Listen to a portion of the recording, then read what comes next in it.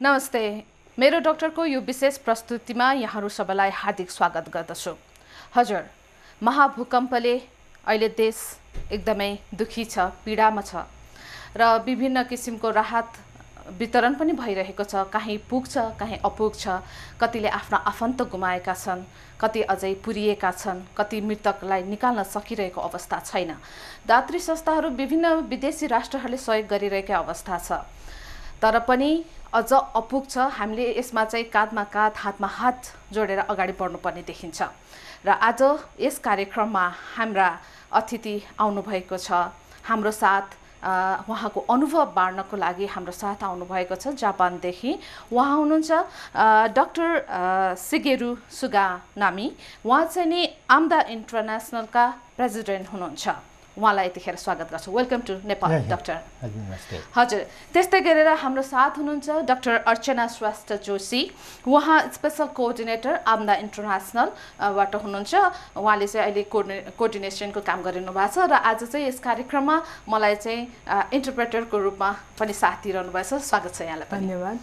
हजुर डाक्टर, जुन यो भूकम्प नेपालमा गयो हैन, एकदमै हामी त्रसित छौँ, पहिलोचोटि अनुभव गरिरहेका छौँ हामीले। र जापानमा यस्ता भूकम्प दिन गइरहेका हुन्छ, हामीले सुन्नमा आउँछ समाचारहरूमा। के त त्यहाँका नागरिकहरूले, जनताले चाहिँ यस्ता भूकम्पलाई कसरी रेस्पोन्स गर्दछन्? ネパールは今回は初めてこんな大きな地震が起きて、ネパール人がもうみんな怖がってますね。で、日本は何回もこういう地震がある経験があるので、その日本人としては日本人がどういうふうに地震が来たらどういうことをして過ごすかということを教えてください。私がネパールに来た時に1995年に起こった神戸を襲った大地震と同じ状況です。फर्स्ट टाइम यसपालि भूकम्पमा जब नेपालमा आयौँ त्यति बेला चाहिँ उहाँलाई अनुभव भयो। 1995 मा जब जापानको कोबेमा भूकम्प आयो त्यो जस्तै लाग्यो, त्यस्तै अनुभव भयो। 地震で一番大切なことは家が人を殺します。 भूकम्पमा सबैभन्दा महत्त्वपूर्ण कुरा भनेकै घरले चाहिँ मान्छेलाई मार्छ। で、ネパールの家と日本の家は違います。 जापानको घरको बनावट र नेपालको घरको बनावट चाहिँ धेरै डिफरेन्ट छ, फरक छ। ネパールの家はレンガでできてます。日本の家は紙と木でできてます。 नेपालको घर चाहिँ यो हाम्रो इँटाबाट बनेको हुन्छ र जापानको घर चाहिँ यो काठ र हाम्रो कागजबाट बनेको हुन्छ। 日本でもたくさんの人が死にましたけども、日本の地震では火事が起こります。火事でたくさんの人が死にました。 जापानमा पनि अब भूकम्प आउँछ हैन, भूकम्प आउँदाखेरि त्यो आगलागी भएर धेरै मान्छेहरू मर्छन्। हजुर, त्यसो डाक्टर, अब भनौँ नेपालको इन्फ्रास्ट्रक्चर नै हाम्रो लागि अलिकति श्राप भयो भनौँ न। हाम्रो कङ्क्रिटको सहर बन्यो, त्यसले गर्दा हामीलाई चाहिँ अझ भूकम्पबाट हामी अझ ग्रसित छौँ। हामी अलिकति प्रिपेयर पनि नभएको हो कि यो भूकम्पबाट? हामीले भूकम्प आउँछ त भन्यौँ, तर आएपछि हामीले चाहिँ यसलाई स्वीकार्न सकिरहेको अवस्था छैन। अझ पनि 10औं दिनसम्म पनि हामी अझै पनि त्रसित छौँ, घरभित्र जान सक्दैनौँ, आफ्टर सकहरू आइरहेको अवस्था छ। यस्तो बेलामा चाहिँ अब कस्तो किसिमको शारीरिक मानसिक समस्याहरू देख्न सकिन्छ? यसलाई कसरी हामीले फेस गर्न सक्छौँ? डेली लाइफ हामीले कसरी सजिलो पार्न सक्छौँ? ネパールでは今大きな地震があったというのは、その家の作り方っていうこともあるかもしれないし、ネパール人がその準備ができてないかもしれないということが大きなことだと思うんですけど、今後そういうその地震があっても怖いということがあるので、それからいろんなもの精神的にそしてこの体的にもいろんなことが出るので、それをどういうふうにどんなことが出るか。一番大切なことは、一番大きな地震がドーンと来ると次はあんまり大きなのが来ません。これを知っておくと非常に心が安心します。 सबभन्दा पहिला चाहिँ सर्वप्रथम चाहिँ बुझ्नुपर्ने कुरा के भने ठुलो एउटा भूकम्प आउँछ, ठुलो सक आउँछ, त्यसपछि चाहिँ सानो सानो मात्रा आउँछ, त्यसपछि ठुलो सक चाहिँ आउँदैन भनेर चाहिँ तपाईहरुले बुझिदिनुपर्छ। त्यसले गर्दा ट्रास्ट अलि कम हुन सक्छ। 私たちは地震に対して3つのことを守ってます。 र जापानिजहरुले चाहिँ भूकम्पसँग लड्नको लागि चाहिँ तीनवटा कुरा चाहिँ उहाँहरुले फलो गर्नुहुन्छ। 一つは地震が来た時に家の中に埋もった時に誰が助けてくれるかということです。 सबभन्दा पहिलो कुरा चाहिँ भूकम्प आएपछि घरले थिच्छ हैन, घरले थिचेपछि कसले बचाउँछ त भन्ने कुरा सबभन्दा インポータントकुरा हुन आउँछ それは隣の人、近所の人です。だから日頃から隣の人とは仲良くしとくということが一番大切です。 भूकम्पमा हामीले पुरिसकेपछि अथवा भूकम्पमा हामी पीडित भएपछि हामीलाई बचाउने को त भन्दाखेरि हाम्रो वरिपरिको मान्छे, हाम्रो छरछिमेकी, हाम्रो साथीभाइहरू। त्यही भएर पहिलादेखि नै त्यहाँको सम्बन्ध राम्रो हुनुपर्छ। चाहिँ छिमेकीहरूसँग झगडा गर्ने होइन कि उहाँहरूसँग मिलेर बस्नु भएमा त्यस्तो आपतको बेलामा उहाँहरूले सहयोग गर्नुहुन्छ। उहाँहरू नै पहिलो सहयोगी हुन सक्छ। 2番目は今テントなくて皆さん困ってると思います。 र सेकेन्डमा दोस्रो कुरा चाहिँ अहिले चाहिँ मान्छेहरू घर नभएर यो घर पड्क्यो अनि त्यसपछि बस्नको लागि टेन्ट छैन। त्यो एकदम ठुलो समस्या भइरहेको मैले सुनेको छु। 日本ではこういう災害が来た時にみんな逃げるとこあらかじめ決めときます。 र जापानमा चाहिँ के गर्दो रहेछ भने यस्तो भूकम्प आउँछ भन्ने कुरा उहाँहरू त अब धेरै एक्सपिरियन्स भइसक्यो। त्यही भएर भाग्ने ठाउँ भूकम्प आएपछि कहाँ जाने त भन्ने ठाउँ चाहिँ पहिला नै उनीहरूको व्यवस्थित भएको हुन्छ। 例えば小学校だとか公共の建物が決まってますから、自分の家がなくなってもそこに入ることによって雨が降っても雪が降ってもしのげるようになってます。 जस्तै जापानमा चाहिँ स्कुलको भवन अथवा कम्युनिटी हलहरू हुन्छ। त्यहाँ चाहिँ नि केही गरी भूकम्प आयो अथवा सुनामीहरू आयो भने हामी त्यहाँ भाग्न सक्ने अवस्था हुन्छ। त्यही भएर मान्छेले आफ्नो घर भड्केर घर जलेर नष्ट भए पनि पानी परे पनि हिउँ परे पनि त्यस्तो जुन भाग्ने ठाउँ हुन्छ त्यहाँ गएर चाहिँ हामी शरण लिन सक्छौँ। それからもう一つ一番大切なのは政府がこういう災害が起こりそうになったらバッとニュースを出します。 र अर्को तेस्रो कुरा चाहिँ यस्तो भूकम्प आउने भयो अथवा भूकम्प आयो भने चाहिँ सरकारले मिडियाबाट एकदमै सबैलाई सूचनाहरू दिने गर्नुहुन्छ। अलर्ट गराउने この3つが大切です。 यो तीनवटा कुरा चाहिँ महत्त्वपूर्ण जस्तो लाग्छ। त्यसो भए त अब हाम्रो नेपालमा चाहिँ विशेषतः यो भूकम्पको बारेमा धेरै जनचेतना फैलाउने काम त धेरै नै काम भएको त थियो। तर पनि यसलाई चाहिँ आएपछि कसरी व्यवस्थित गर्ने भने अब इभन हाम्रो सरकार पनि अझ यसमा चाहिँ भनौँ न राहत वितरण अथवा यसमा छिटो पहुँच गर्नमा हामी अझ असफल भएको भन्ने कुराहरू सर्वविदितै छ हैन। अझ हामी कोसिस गरिरहेका छौँ भने के त भूकम्प भन्ने चिज यो हाउबुजीको रूपमा रहेको छ नि यसलाई चाहिँ के हामीले स्कुल लेभलदेखि नै यसलाई डेली लाइफमा कसरी चाहिँ हामीले यसको शिक्षा दिन सकिन्छ। この地震のことでみんな怖がっているしみんな大変なことになっているけど、その地震のことを子どもの時から地震の教育みたいなことをどのようにしていけば地震からこういう災害を起こること守ることができるのでしょうか。 まず一番大切なのは地震の性格、一度大きなのが起こるともうあとは小さなんで大丈夫とこれを知るのが一番。それから2番目は家が人を殺すという事実。それから3番目はどこに逃げたらいいかというまず逃げる場所を考えるのが大切。 यो भूकम्प आउनुभन्दा अगाडि अब भूकम्प आएपछि चाहिँ ठुलो भूकम्प आएपछि सानो भूकम्प ठुलो फेरि आउँदैन भन्ने कुरा बुझ्ने त्यो कुरालाई चाहिँ अब घरहरू भड्किने भएकोले घर कस्तो घर बनाउने त घरको मापदण्डहरू व्यवस्थित गर्ने र त्यो भूकम्प आइसकेपछि 3番目はですね、とにかく一番大切なことは災害からいかに逃げるかということを考えることですね。 भूकम्पबाट कसरी बस्ने भन्ने कुरा चाहिँ सबभन्दा ठुलो कुरा हुन आउँछ। भाग्ने कहाँ भाग्ने त्यो जुन घरहरू बनाउने सरकारले व्यवस्थित गर्नुपर्छ भन्ने कुराहरू। त्यसो भए अब सरकारले नै व्यवस्थित गर्नुपर्छ भनेपछि मापदण्डहरू निर्धारण गर्नुपर्छ भने चाहिँ जापानको सरकारले कस्तो किसिमको स्ट्र्याटेजी चाहिँ अप्नाइरहेछ यो विशेष गरेर भूकम्पको मामलामा। 日本の政府がどういうことをどういう条件をしていますか。地震から守るためにどんなことをしていますか。地震の可能性があるとすぐニュースを流します。それはテレビでも流すしラジオでも流すしそれからこういった、携帯電話にもすぐ地震が来るというニュースが流れます。それでみんな逃げます。 सबभन्दा पहिलो त जापानमा अलर्टको गर्छ हैन। भूकम्प आउने भयो कि अब न्युजबाट टिभीबाट हैन अब रेडियोबाट अनि त्यसपछि फोनहरुबाट पनि उनीहरुले अलर्ट दिन्छ। त्यसरी भाग्न सकिन्छ। मतलब स्ट्र्याटेजी चाहिँ खाली अलर्ट मात्रै गर्छ। どういう戦略をして例えば家を一つはこの警告をするね。二つ目は家の基準をものすごく厳しくしてます。 एउटा एकदम ठुलो कुरा चाहिँ जापानको सरकारले चाहिँ घर बनाउने मापदण्ड जुन घर निर्माणको मापदण्डलाई चाहिँ एकदमै कडाइका साथ अहिले चाहिँ त्यो भूकम्पबाट बस्नको लागि एकदमै ठुलो कडाइको साथ त्यो घरहरू निर्माण गर्ने चाहिँ प्रवृत्तिहरू अहिले बनाएको छ।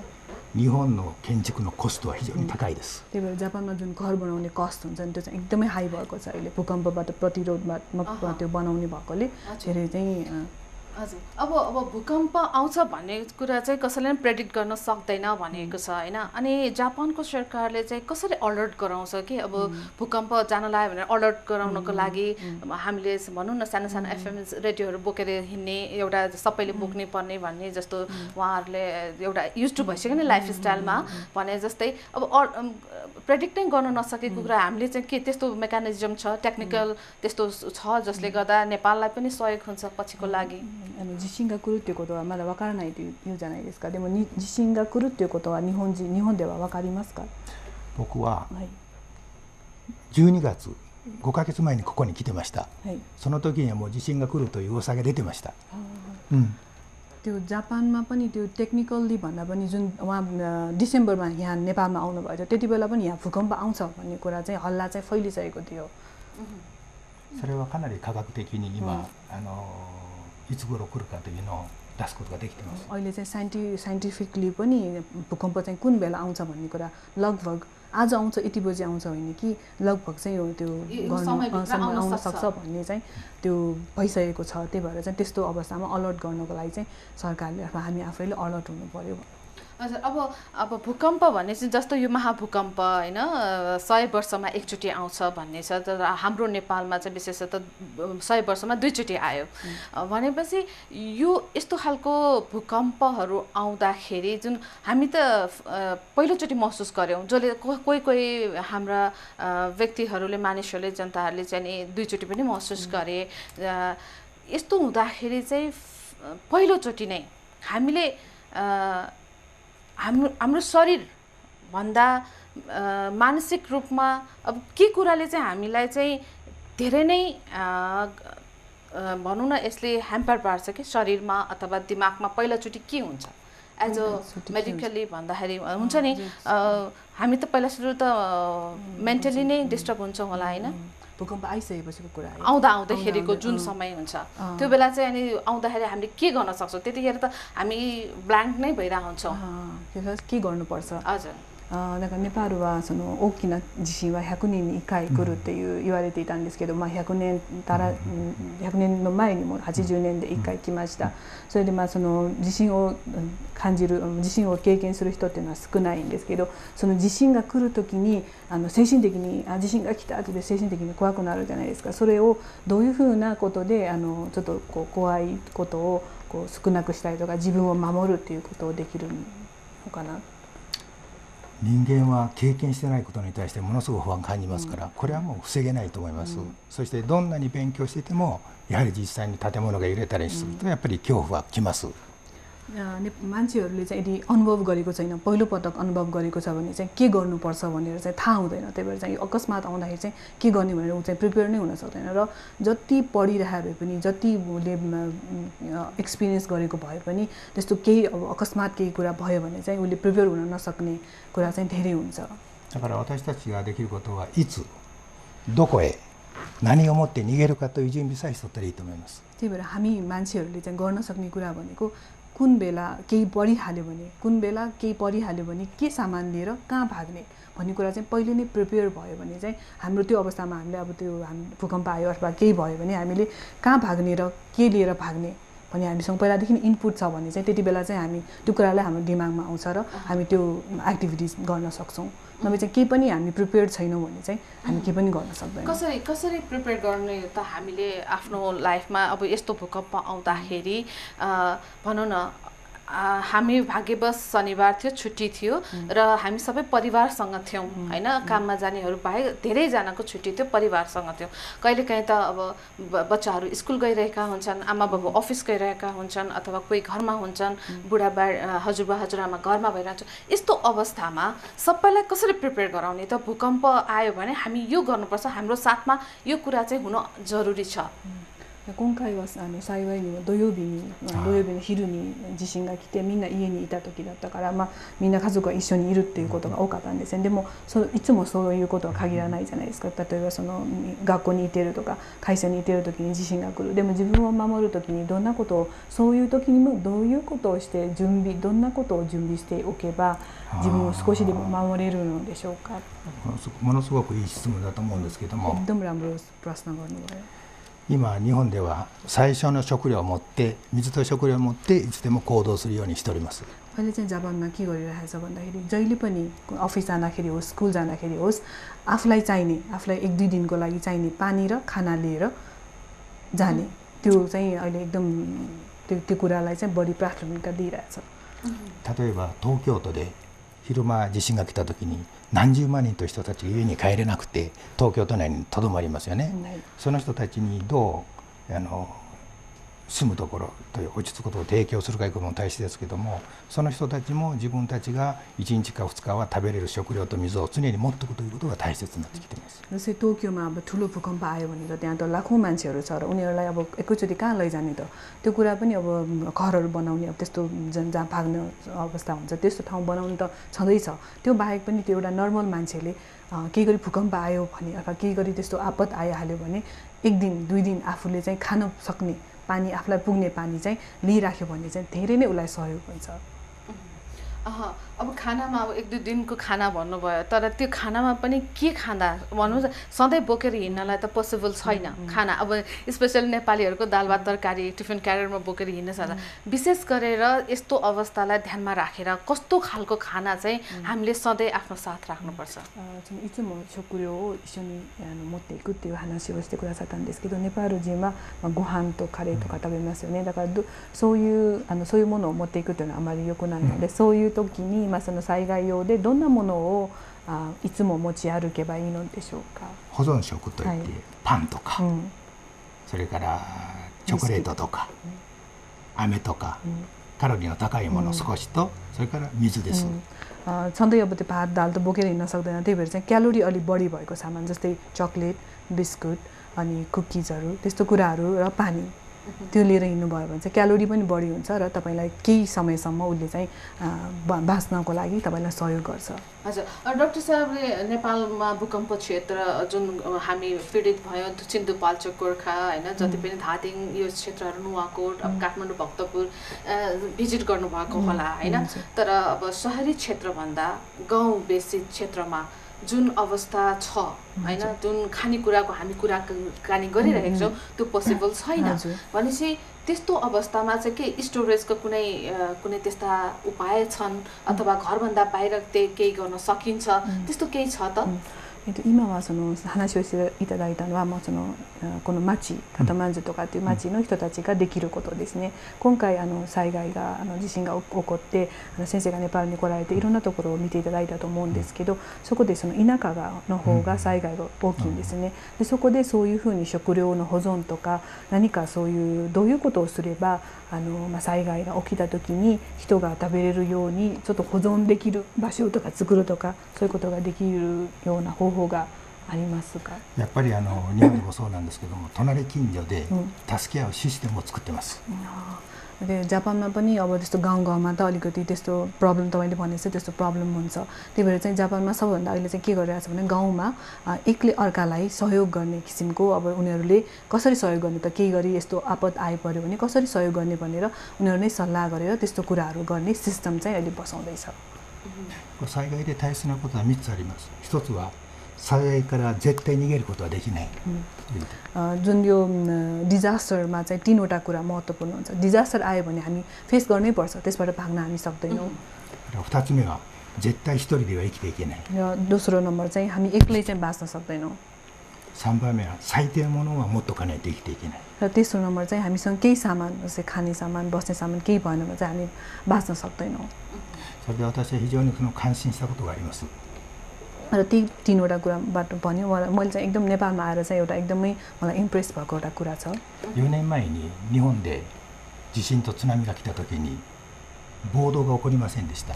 र जापानमा 4 वर्ष अगाडि जुन सुनामी आएको थियो त्यति बेला चाहिँ जापानको जनताहरू पनि एकदम धेरै अब डिजास्टर आयो तर उहाँहरूको चाहिँ दंगा फसाद केही पनि भएन その時にアメリカのヒラリー・クリントンがどうして日本で暴動が起こらないのか非常に不思議に思いました。 त्यति बेला चाहिँ हिलारी क्लिन्टन अमेरिकाको हिलारी क्लिन्टनजीले चाहिँ जापानमा किन दंगा फसाद भएन त यस्तो भूकम्प आएर यस्तो पीडित भइरहेछ तर पनि त्यो अवस्थामा पनि दंगा फसाद किन भएन त भनेर एकदम अचम्म हुनुभएको थियो। 20年前にここと同じような地震が神戸で起きた時にフランスの団体にパリでこの地震が起きたらどうなりますかと聞いたら暴動が起こりますと言いました。 20 वर्ष अगाडि पनि कोबेमा ठुलो भूकम्प आयो त्यति बेला फ्रान्सको मान्छेहरू त्यहाँ आउनु सहयोग गर्न आउनुभएको थियो र त्यति बेला उहाँले सोध्नुभयो कि फ्रान्समा यदि पेरिसमा यस्तो भूकम्प आएको भए के हुन्थ्यो त उहाँले भन्नुभयो दंगा फसाद हुन्थ्यो। 僕はここの来て本当に感動したんですけども暴動が起こってないですね。 र उहाँ नेपालमा आएर चाहिँ एकदमै उहाँ इम्प्रेस भएको चाहिँ नेपालमा पनि कुनै पनि दंगा फसाद चाहिँ भएको छैन सबैजना मिलेर एउटा युनिटी भएर यस्तो अवस्थामा पनि एकले अर्कालाई मिलेर जुन गरिराख्नु भएको छ त्यो देखेर चाहिँ धेरै खुसी लाग्यो। でこのコタマンズの郊外の被災地にも行きましたけどもみんなが食料を配り合ったりしてました。 र नेपालको यो जुन काठमाडौँ बाहिरको सिन्धुपाल्चोक यिनीहरूमा हामी गएर हेऱ्यौँ त्यहाँ पनि राहत वितरणहरू गरिरहेको एकले जस जनताले नि जनतालाई सहयोग गरिरहेको देखेर चाहिँ धेरै खुसी लाग्यो। 僕はこれは世界に誇るべきネパールの人たちのいい人柄だと思いました。 यो चाहिँ नि नेपालीहरूले गर्व गर्न सक्ने नेपालीहरूको एउटा उनीहरूको एउटा चलन भनौँ न उनीहरूको एउटा बानी भाइचाराहरू त्यो चाहिँ एकदमै राम्रो आफूले चाहिँ म नेपाली भएकोमा गर्व गर्न सक्ने एउटा कुरा जस्तो मलाई लाग्छ। もう一つ言っておきたいことがもう一つあるんです。 अर्को एउटा छ トリドタンティーチングホスピタルで350の手術をやりましたけども全部ネパールのドクターがやりました。 र अर्को एउटा एकदमै नेपालीहरूले प्राउड गर्नुपर्ने कुरा चाहिँ अर्को एउटा के छ भने टिचिङ हस्पिटलमा 350 जना बिरामीलाई चाहिँ नि बोन फ्र्याक्चरको अपरेसन गरियो त्यो सबै नेपाली डाक्टरले गर्नुभएको छ। アメリカとかヨーロッパからたくさん機械を持ってきて私たちもお手伝いしましょうと言ったんですけどもティーチングホスピタルのドクターたちは全部自分たちでやりますということでやったんですね。 अमेरिकाबाट अब युरोपबाट पनि हामी आएर हेल्प गरौँ कि भन्नुभयो तर टिचिङ हस्पिटलको जुन डाक्टरहरूले आफैले हेल्प सबै बिरामीलाई जुन उपचार गर्नुभयो त्यो चाहिँ एकदमै प्रशंसनीय छ। これは世界の医師たちがびっくりすると思います。 त्यो देखेर चाहिँ संसारभरिको डाक्टरहरू चाहिँ छक्क परिरहेछ। だから今日のネパールの医学の水準は昨日の医療とは違うということですね。 त्यही भएर नेपालको अहिलेको जुन मेडिकलको जुन लेभल छ त्यो पहिलाको हिजोको नेपालको मेडिकलभन्दा धेरै नै माथि स्ट्यान्डर्ड धेरै माथि पुगिसकेको पनि मलाई चाहिँ अनुभव भयो। 僕はやっぱりアムダの代表として暴動が起きなかったことと全ての手術をネパールのドクターがやったことは世界にアピールしたいと思います。 म चाहिँ नि यो नेपालमा आएर भूकम्पमा यदि यो दंगा फसाद नभएको कुरा र नेपाली डाक्टरहरूले जुन सेवा गर्नुभयो त्यो चाहिँ नि म एकदमै गर्वका साथ हैन जापानमा र संसारमा म भन्न चाहन्छु। हजुर जस्तै अब भनौँ यस्तो महाभूकम्प हुँदा यस्तो हुँदाखेरि चाहिँ हामीले पहिला सुरु सोच्छौँ उद्धार भन्छौँ हैन अनि अब यो उद्धार गर्न जाने क्रममा हामीले के गर्छौँ यसको कुनै प्रोसिड्युर छ प्रक्रिया छ किनभने 10 दिनसम्म पनि अहिलेसम्म पनि कति गाउँहरुमा चाहिँ अझ खाना पुर्याउन सकेको छैन राहत पुर्याउन सकेको अवस्था छैन यसलाई चुस्त बनाउन चाहिँ कस्तो मेकानिजम चाहिन्छ यो यस्तोबाट छिटो भन्दा छिटो पीडितहरुलाई राहत दिन अथवा रेस्क्यू गर्नको लागि चाहिँ कसरी सकिन्छ 今はねその地震が起きてそういう救援活動が届いてない場所もたくさんありますよね。だからできるだけ早くその救援活動をするためにどういうふうに計画を立てる、どういうことに気をつける、どういうふうにプログラムを立てるっていうことが大事でしょうか。僕は今回見てネパールの人たち賢い人がたくさんおりますから。今回のことでいろいろ経験したと思うんですね、だから次に起こった時はもう必ず心配なくバッとやられると思います。यसपल्ट चाहिँ अब पहिलोचोटि यस्तो महाभूकम्प आइरहेछ नेपालीहरूले पहिलोचोटि अनुभव गरिरहनु भएको छ तर नेपालीहरू चाहिँ धेरै नै चलाख अथवा धेरै नै विद्वान धेरै नै अब पढेले हैन त्यस्तो भएको कारणले चाहिँ उहाँहरूले पहिलोपल्ट भएकोले चाहिँ अलि छिटो गर्न नसक्नु भएको होला तर यो एक्सपिरियन्स भइसकेपछि चाहिँ कसरी गर्ने भन्ने कुराहरु चाहिँ उहाँहरूले सायद पछिको लागि चाहिँ उहाँहरूले विचार गर्नुहुन्छ होला। के नेपालको भौगोलिक कारणले गर्दाखेरि जुन हामी भन्छौँ भौगोलिक कारणले गर्दा दुर्गम क्षेत्र भएका कारणले गर्दा हाम्रो हेलिप्याडहरू नभएका कारणले गर्दाखेरि त्यहाँ राहत पुर्याउन सकिएन, छिटोभन्दा छिटो रेस्क्यु गर्न सकिएन भन्ने जुन आवाज आइरहेको छ अथवा भनौँ न हामीले बुझिरहेका छौँ, के त त्यो मात्रै हो इन्फ्रास्ट्रक्चरले मात्र अथवा भौगोलिक दृष्टिकोणले मात्र हामीले त्यो गर्न नसकेको हो वा अरू सिस्टम भनौँ मेकानिजमलाई हामीले त्यसरी डेभलप गर्नुपर्छ अथवा जापानमा पनि त्यस्तो ठाउँहरू होला गाउँहरू होला त्यस्तोमा चाहिँ कसरी गर्नुहुन्छ उहाँहरूले हामीलाई भनौँ न त्यो अनुभव सेयर गर्नुभयो भने? ネパールではその地理的なことで、その救援活動ができてない、ヘリパードがないということから、今までまだ援助が届いてないところがいっぱいあって、それはやはりその地理的な問題だけだろうか、他にも何か方法がないだろうか、日本でもそういう地理的な問題、例えばその山奥とかそういうのあるでしょうから、そういうところにできるだけ早く救援活動をしていくっていう方法をどういうふうな国とかそういうどういうことを計画にして、一つは、今回初めての経験ですから、この経験をどんどん分析して次はどう対策を立てたらいいかできると思うんですね、そのプランニングをして、そして日本という国はネパールが大好きですから、ネパールも日本が好きですから、そして日本は経験いっぱい持ってますから、今度は日本の政府とネパールの政府が一緒にやったらいいと思います。नेपाल अघि भने जस्तै नेपालमा पनि अब नेपालको मान्छेहरूले त पहिलोपटक अनुभव गर्यो, त्यही भएर चाहिँ अब कसरी गर्ने भन्ने कुरा चाहिँ अझै पनि उहाँहरूले सोच्नुपर्ने हुन्छ र जापानले पनि कसरी गरिरहेछ त भन्ने कुराहरू चाहिँ नेपालीहरू र जापानीहरू मिलेर अब त्यो कुरालाई चाहिँ आफूले एनालाइसिस गर्दै प्लानिङ गर्दा चाहिँ राम्रो हुन्छ भन्नुभएको छ होइन। 何か具体的に何か日本がそういうことをやっていますか？一つはいかに早く地震を発見起こるのを予測して皆さんに教えるかというそのメディアが組んでやるということは一番早くできると思いますね。जापानमा अहिले गरिरहेको भने त्यही भूकम्प आउने बित्तिकै अथवा आउनुभन्दा केही अगाडि नै होइन त्यसलाई मान्छेहरूलाई अलर्ट गराउने त्यो कुरामा चाहिँ धेरै उनीहरूले गरिराख्नु भएको छ। अब त्यस्तो मतलब भौगोलिक कारणले त्यस्तो हुने ठाउँमा चाहिँ अलिकति गाह्रो पनि हुनसक्छ, त्यो कुरालाई चाहिँ अब कसरी गर्ने भन्ने कुरा चाहिँ बिस्तारै एनालाइसिस गर्दै उहाँहरूले चाहिँ गरिराख्नु भएको छ। त्यसलाई चाहिँ हामीले नेपाल र जापानको भौगोलिक स्थिति अलिक फरक पनि छ, त्यसैले त्यो कुरालाई चाहिँ नि नेपालले अहिले गरेको जुन अनुभवलाई राखेर चाहिँ पछि एनालाइसिस गर्दै ती कुराहरूलाई चाहिँ प्लानिङ गर्दै लगेमा चाहिँ राम्रो हुन्छ। このテレビ局を重要な役割を果たしますよ。यो टेलिभिजनले चाहिँ यो मिडियाले चाहिँ एकदमै राम्रो महत्त्वपूर्ण काम गरिराख्नु भएको जस्तो लाग्छ। हजुर, अब भनिन्छ अब यो जुन भूकम्प महाभूकम्प आयो त्यसपछि आइरहेको पाराकम्पन जुन आफ्टर सक्सहरू आइरहेको छ 4.9 सम्म पनि रेक्टर स्केलको आइरहेको अवस्था छ, अझ पनि आइरहेको छ धक्काहरू होइन, र जसले गर्दा मानिसहरूमा अझ पनि त्रास त छँदैछ र अब बुझ्नुपर्ने कुरा भौगोलिक होइन भूगर्भविदहरूले पनि भनिरहनु भएको छ कि अब यो भनेको चाहिँ आफ्टर सक्स हो, त्यति डराउनु पर्दैन, तर पनि उहाँहरूले भन्नुभएको छ जुन घरहरू चाहिँ अझ पनि चर्के त्यस्तोमा घरमा बस्नु हुँदैन भनेर अलिकति विचार गर्नुपर्छ भनेर इन्जिनियर्सको टोलीहरू पनि गइरहेको अवस्था छ। के त आफ्टर सक्स पछि पनि भनौँ न ठुलो क्षति हुन आफ्टर सक्सले पनि ठुलो क्षति गराउन सक्छ कि सक्दैन? 今もその余震がずっと続いてますし、そのひびが入っている家もたくさんありますよね。でこの余震でも何か大きなまた被害というかありますでしょうか？日本ではないです。जापानमा चाहिँ यो आफ्टर सक्सले चाहिँ फेरि ठुलो जुन क्षति पुर्याउँछ त्यो चाहिँ छैन।もう1週間経ってますし、心配することはあんまりないと思いますね。 नेपालमा पनि अब एक हप्ताभन्दा बढी भइसक्यो, त्यही भएर सानोतिनो कम्पनहरू आइरहेको छ, त्यसले चाहिँ क्षति पुर्याउँदैन नेपाल जापानको अनुभवले चाहिँ क्षति पुर्याउँदैन भन्न चाहन्छु। तर जापानका घरहरू नै त्यस्तो किसिमको भएर त्यो चाहिँ नहुन सक्छ, तर नेपालको घरहरू अझ पनि हाम्रो घर बनावट नै अहिले त्यस्तो भएको कारणले हैन अझ पनि चर्केका छ, कन्क्रिटका घरहरू छन्, त्यसले गर्दाखेरि हुन सक्ने अवस्थाहरू चाहिँ छ कि भन्ने मेरो प्रश्न हो।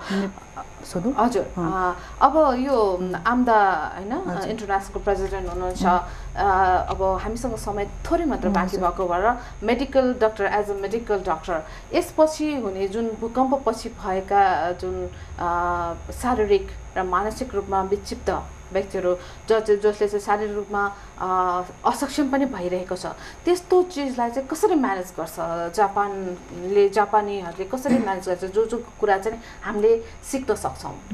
でもう時間が少ないんですけど、その災害が起きてその、精神的に精神的にも辛くなった人たちにはどういうふうなことをすればもっとその人たちが楽になるんでしょうか。一番大切なことはその人たちをみんなが見放してない、見守っているという合図をどんどん送ることです。सबभन्दा ठुलो कुरा चाहिँ उनीहरू जो मान्छेहरू भूकम्पबाट पीडित भयो उनीहरूलाई चाहिँ हामीहरूले तपाईहरुलाई चाहिँ वास्ता गरेको छैन भन्ने जुन हामीलाई चाहिँ वास्ता गरेन भन्ने जुन फिलिङ आउँछ नि त्यो फिलिङ चाहिँ उनीहरूलाई दिनु हुँदैन। 日本で今やってること2つ言いますと、1つはメディアが定期的に番組を組んでます。 जापानमा चाहिँ दुईटा काम गरिरहेको छ। एउटा चाहिँ मिडिया चाहिँ एकदमै ठुलो भूमिका छ। उनीहरूले चाहिँ त्यो जुन ठाउँमा भूकम्प आयो त्यो जुन ठाउँमा पीडित भयो तिनीहरूलाई 4 वर्ष भइसक्यो तर पनि लगातार त्यो त्यहाँको अवस्थाको बारेमा चाहिँ जनतालाई जानकारी गराएर त्यो ठाउँलाई चाहिँ अहिले पनि उनीहरूले चाहिँ इन्ट्रेस्ट त्यो मान्छेहरूको इन्ट्रेस्टलाई हटाउन नदिने त्यो चाहिँ भूमिका गरिरहेछ। 4年になってもまだやってます。 4 वर्ष भएर पनि त्यो काम गरिरहेछ। 2つ目は若い人たちみんながそこにボランティア活動に行くことです。 र दोस्रो कुरा चाहिँ यङ पिपलहरु हैन यङ पिपलहरुलाई चाहिँ त्यो जुन भूकम्प आएको ठाउँ त्यो जुन डिजास्टर भएको ठाउँमा चाहिँ लिएर गएर भोलन्टियर गराउने त्यो चाहिँ नि एकदम राम्रो कुरा हुन्छ। そういう活動をまたメディアで放送してあげたらいいと思いますね。 र त्यस्तो कामहरु गरेको छ कुनै यङहरुले गएर त्यहाँ गएर त्यस्तो कामहरु गरेको छ भने त्यो मिडियाले चाहिँ त्यसलाई हाइलाइट गरिदिनु भएमा चाहिँ धेरै राम्रो हुन्छ। हजुर जस्तै अब भूकम्पबाट भएका शारीरिक क्षति भनौँ यसले शारीरिक असक्षमता हुन्छ, डिजेबिलिटी हुन्छ, जसले चाहिँ अब कमाउनु पर्ने व्यक्तिले कमाउन सक्दैन, परिवार पाल्न सक्दैन, हिँडडुल गर्न सक्दैन भने त्यस्ता व्यक्तिहरूलाई चाहिँ सरकारले हैन अथवा जापानको गभर्नमेन्टले पनि केही सोचेको छ त्यस्तो कुनै पोलिसी छ प्लान छ जुन चाहिँ हामीले पनि नेपालले पनि एडप्ट गर्न सकोस् र राहत मिलोस्। त्यो चाहिँ नि नेपालको लागि होइन कि जापानले आफ्नो जापानिजहरुलाई कसरी गरेछ जसले चाहिँ हामीले पनि केही गर्न सकौं। でその被害で例えば足がないとかそういう仕事ができない人たちにその日本の政府が日本人ですよね、日本の政府が何か援助とかしていますか、そういうもしそういう例があったらネパールの政府もそういうことができたらいいなと思って。そうですね。はい。ぜひ日本もいろいろ災害を得て政府がいろんな計画とかやってますから、ぜひ来て勉強してもらったらいいですね。अहिले तुरन्तै अब धेरै छ जापानको सरकारले गरिरहेको, त्यही भएर चाहिँ जापानको सरकारले कस्तो किसिमको कामहरू त्यो पीडितहरूलाई गरिरहेको छ त भन्ने कुरा चाहिँ अझै तपाईहरुले पनि आफैले एकचोटी मतलब स्टडी गर्नुभयो भने चाहिँ ती कुराहरू चाहिँ जानकारी पाउन सकिन्छ र त्यो कुरा चाहिँ नेपालमा हामीले इम्प्लिमेन्ट गर्न सकिन्छ। そういう機能今神戸に集中してます。 त्यो कोबेमा त्यो त्यस्तो कुराहरू चाहिँ धेरै छ अरे, त्यस्तो के गरिरहेछ सरकारले भने त्यो कोबेमा गएर स्टडी गर्नुभयो भने चाहिँ धेरै राम्रो हुन्छ। 一遍このテレビの取材で神戸に来てもらったらいいです。 यो टिभी च्यानलबाट चाहिँ त्यहाँ एकचोटी कोबेमा आएर कोबेमा सरकारले कस्तो किसिमको काम गरिरहेछ भन्ने कुराहरू बुझेर त्यो चाहिँ 案内します。 उहाँले चाहिँ त्यहाँ तपाईहरुलाई हजुर मतलब भन्नुहुन्छ। अब यो भूकम्प जुन महामारी भूकम्प गयो नेपालमा हैन, यसमा चाहिँ आम्दा इन्टरनेशनलको आफ्नो काम चाहिँ कस्तो रह्यो? आम्दा इंटरनेशनल का नेपालのその災害時にどんなことをどんな救援活動をしまして、アムダの各国の9カ国の人たちメンバーが今ここに来るように今計画を立ててまして、ネパールのことを世界の人が知ってもらうということでアムダの各国の9カ国のチームをここに今集めています。 अहिले चाहिँ आम्दा इन्टरनेशनलको 9 वटा देशबाट चाहिँ मेम्बरहरू यो नेपालमा अहिले भूकम्प पीडितहरूलाई सहयोग गर्न आउँदै हुनुहुन्छ। それとあとアムダネパール支部が巡回診療をやったり、ティーチングホスピタルが巡回診療をやることを今支援しようとしています。 नेपाल आम्दाले चाहिँ विभिन्न ठाउँमा मोबाइल क्लिनिकहरू गरिरहनु भएको छ र टिचिङ हस्पिटलसँग मिलेर पनि हामीले मोबाइल क्लिनिकहरू गरिरहेका छौं र आम्दाले चाहिँ त्यसलाई सपोर्ट गरिरहनु भएको छ। यसमा चाहिँ मेन्टली र फिजिकली दुईटै हेल्थको लागि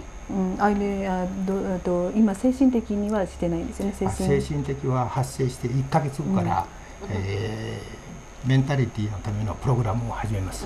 अहिले चाहिँ हामीले 1 महिना यो भूकम्पबाट 1 महिनासम्म चाहिँ इमर्जेन्सी रिलिफ सम्बन्धी कामहरू गर्छौं र जुन मेन्टल बिरामी मेन्टल काउन्सिलको लागि चाहिँ हामी यो रिहेबिलिटेसन भन्ने चाहिँ हामी 1 महिनापछि त्यो प्रोग्राम हामी गर्ने। हजुर जाता जातै अब यस सम्बन्धमा कुनै यहाँको मेसेज के छ भने हाम्रो दर्शकहरुलाई नेपाल जिनी何かメッセージがあれば दर्शक जनताहरुको लागि もう言えることは私たち日本人はネパールの人ネパール人が大好きですから、これからも日本はネパールのことをしっかり支援していきたいと思ってますので、皆さんも日本のこといつも考えていてください。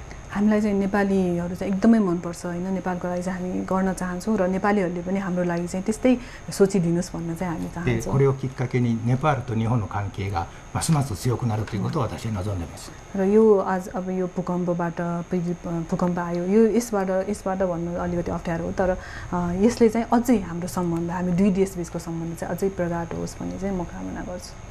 हजुर, thank you very much doctor साहब, थ्याङ्क यू अर्चनाजी। हजुर, आजको कार्यक्रममा हामीले चर्चा गऱ्यौँ भूकम्पबाट पीडित हुँदा के कस्ता जापानमा कस्तो किसिमको अनुभव हामीले गरेका छौँ र उहाँहरूले आफ्नो आफ्नो अनुभव सेयर गर्नुभयो र अवश्य पनि यो हाम्रो लागि पनि फलदायी हुनेछ भन्ने हामीले सोचेका छौँ। अवश्य नै भूकम्प गइसकेपछिका यी आफ्टर सक्सहरू भन्छौँ जुन चाहिँ पाराकम्पनहरूले गर्दा चाहिँ ठुलो क्षति चाहिँ हुँदैन, तर हामी सचेत चाहिँ रहनुपर्छ, सुरक्षित ठाउँ चाहिँ अवश्य पनि सोच्नुपर्छ, किनभने हाम्रो इन्फ्रास्ट्रक्चर अब घरहरू भनौँ अझ पनि कङ्क्रिटकै छ र अब भावी अब हामीले आउने समयमा चाहिँ हामीले त्यस्तै किसिमको मापदण्ड बनाएर भूकम्प प्रतिरोधात्मक घरहरू बनाउनेतिर हामीले सोच्नुपर्छ र सरकारले पनि सम्बन्धित यस्ता कुरामा चाहिँ ध्यान दिनुपर्ने देखिन्छ। र अहिले भने चाहिँ धेरैभन्दा धेरै चाहिँ हामीले पीडितहरूलाई एकदम आफ्नो साथ छौँ, हामी सबै साथमा छौँ, हामी एकजुट भएर अगाडि बढ्नेछौँ, मनोबलका साथ हामी अगाडि बढ्नेछौँ भनेर हामी अगाडि बढ्नु पनि देखिएको छ र हामीले एकले अर्कालाई साथ दिनुपर्नेछ। हजुर, आजको लागि भने चाहिँ कार्यक्रमबाट सम्पूर्ण सहकर्मीका साथ म पनि बिदा हुन्छु। हजुर, मानसिक र शारीरिक रूपमा स्वस्थ रहौँ र भन्न चाहन्छु नमस्कार।